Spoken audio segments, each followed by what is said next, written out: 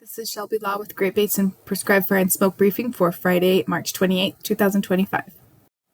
Taking a look at our precipitation first, we have had some precipitation in the Great Basin, mainly the northern portions of the area. This was last weekend with some precip to Idaho, western Wyoming, and northern Utah and northern Nevada. It's been pretty dry the rest of this work week, however. Nice spring-like temperatures and conditions. And then we look at the past 30 days percent of average, again, looking at some above normal trends for the past 30 days with a pretty active weather pattern over Utah, southeast Idaho, and into northeast Nevada, with some drier spots out there, northwest Nevada, and then some far southern portions of the Great Basin, especially southern Nevada. So far for the past 72 hours is shown here. We've had a pretty nice couple of days in the Great Basin, above average temperatures, sunny skies. A taste of spring, but that's about to change with a more progressive pattern moving in for the next week or so. All right, current snow info, still holding on to a pretty good snowpack across much of the Great Basin, the central Idaho mountains, western Wyoming, even the northern Utah mountains, and along the Sierra front doing okay for snowpack, right around average for the time of year. Again, our southern areas, especially central and southern Utah, where the snowpack hasn't been great all winter, is remaining below average for the time of year.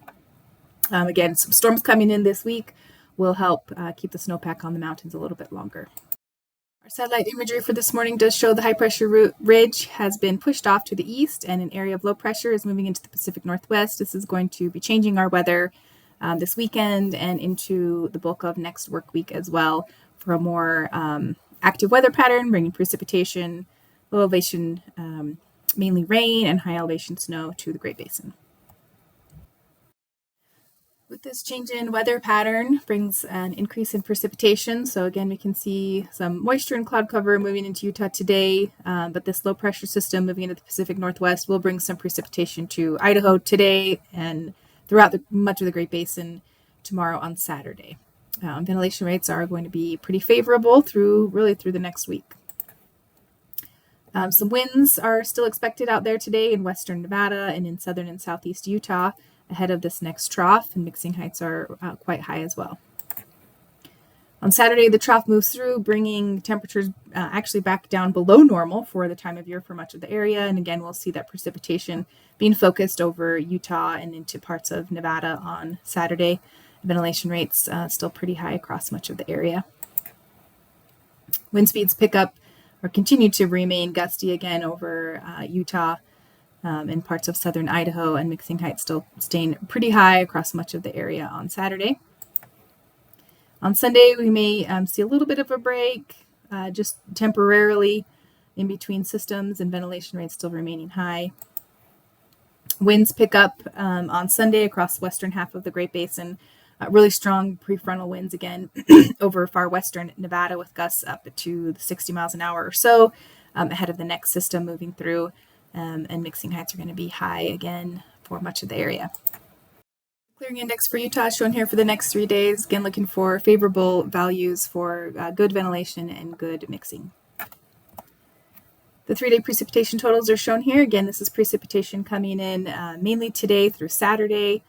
For precip to Idaho, western Wyoming, and northern and central Utah, this will be high elevation snow and generally low elevation rain.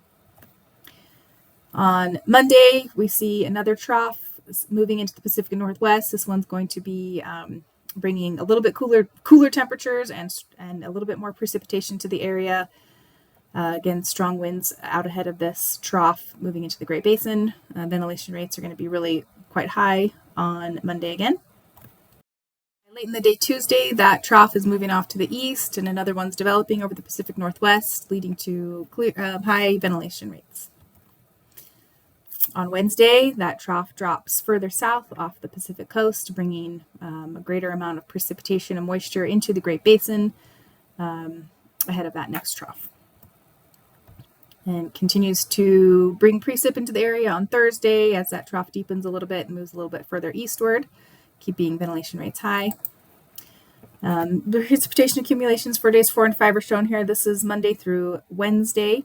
Again, looking for high elevation snow, maybe some valley mixed rain and snow on Monday into Tuesday for portions of northern Utah and areas north. The extended forecast for April 4th through the 10th is calling for continued cool temperatures across much of the western U.S. and some chances for above normal precipitation over the portions of the Great Basin as well, especially over Utah. So looking for a progressive weather pattern, spring-like conditions to continue as we head into the first part of April. And this concludes today's briefing. Please check back on Monday for the latest updates.